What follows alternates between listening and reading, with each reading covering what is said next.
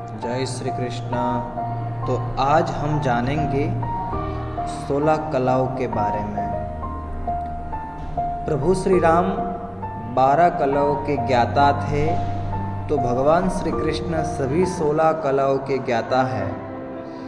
चंद्रमा की 16 कलाएं होती हैं। 16 श्रृंगार के बारे में भी आपने सुना होगा। आखिर ये 16 कलाएं क्या है? उपनिषदों के अनुसार 16 कलाओं से युक्त व्यक्ति ईश्वर तुल्य होता है।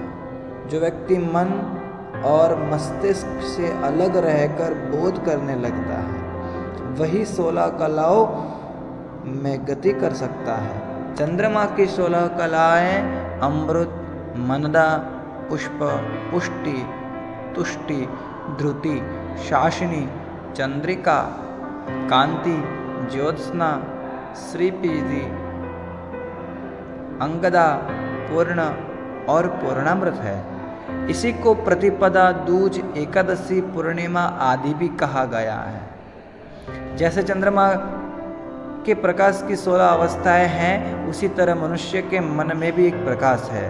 मन को चंद्रमा के समान ही माना गया है, जिसकी अवस्था घटती हैं और बढ़ती रहती हैं।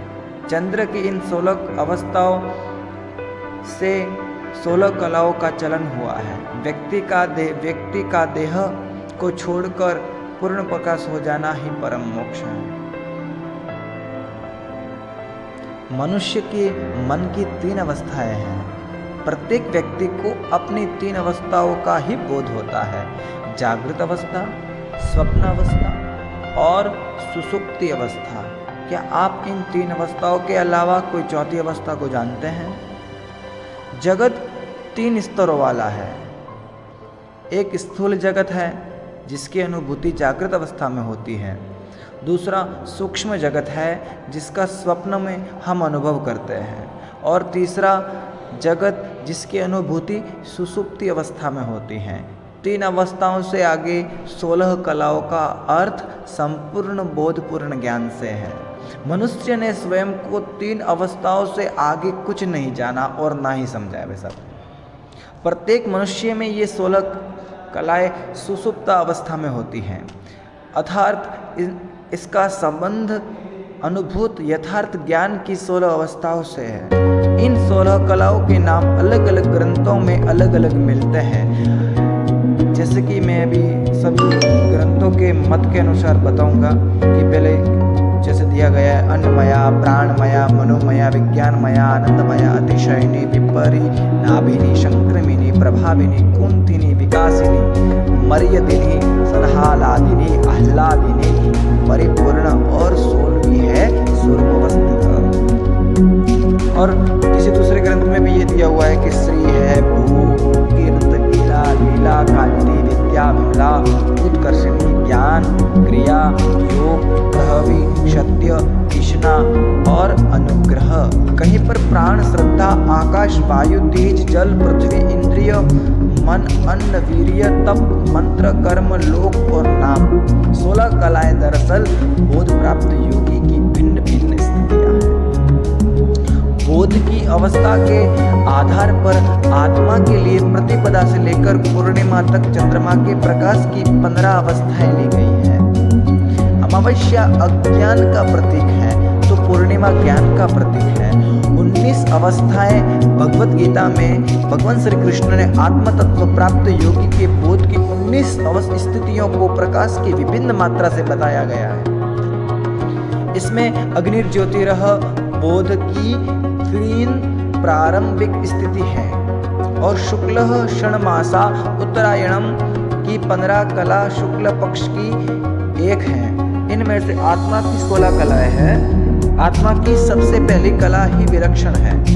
इस पहली अवस्था या उससे पहले की 3 स्थिति होने पर भी योगी अपने जन्म और मृत्यु का दृष्टा और मृत्यु भय से मुक्त हो जाता है। जैसे कि ये मंत्र है: अग्निर्ज्योतिरः शुक्ल षण्मासा उत्तरायणम तत्र प्रयाता गच्छन्ति ब्रह्म विदो जनाः। अर्थात जिस मार्ग में ज्योतिर्मय अग्नि अभिमानी देवता है, दिन का अभिमानी देवता है, शुक्ल पक्ष का अभिमानी देवता है और उत्तरायण के 6 महीनों का अभिमानी देवता है। उस मार्ग में मरकर गए हुए ब्रह्मवेत्ता योगी जन उपरयुक्त देवताओं द्वारा क्रम से ले जाकर ब्रह्म को प्राप्त होते हैं।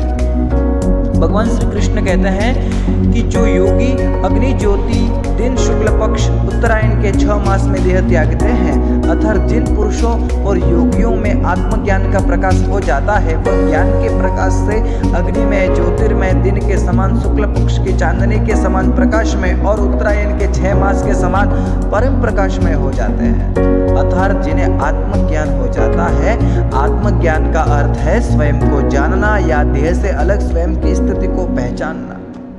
विस्तार से कहे तो कह सकते अग्नि बुद्धि शतोगुणी हो जाती है, दृष्टा एवं साक्षी स्वभाव विकसित होने लगता है। दूसरा है ज्योति, कहा आगे हमने कि ज्योति के समान आत्म साक्षात्कार की प्रबल इच्छा बनी रहती है। दृष्टा एवं साक्षी स्वभाव ज्योति के समान गहरा हो जाता है। और तीसरा कहा अह, दृष्टा एवं साक्षी स्वभाव दिन के प्रकाश की तरह स्थित हो जाता है। और 16 कला है, 1 अग्नि है, 2 ज्योति है, 3 अह है और 16 कलाएं हैं।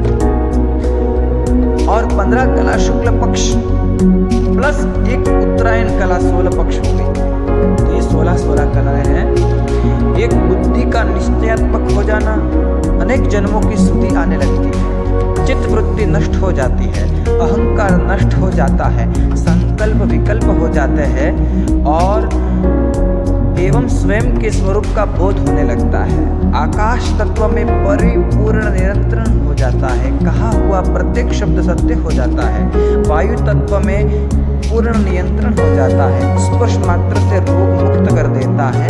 अग्नि तत्व में पूर्ण नियंत्रण हो जाता है, दृष्टि मात्र से कल्याण करने की शक्ति आ जाती है। जल तत्व में पूर्ण नियंत्रण हो जाता है, जल स्थान दे देता है। नदी समुद्र आदि कोई बाधा नहीं रहती। पृथ्वी तत्व में पूर्ण नियंत्रण हो जाता है और हर समय देह से सुगंध आने लगती है, नींद भूख प्यास नहीं लगती, जन्म मृत्यु स्थिति अपने अधीन हो जाती है, समस्त भूतों में एक रूपता हो जाती है और सब पर नियंत्रण हो जाता है।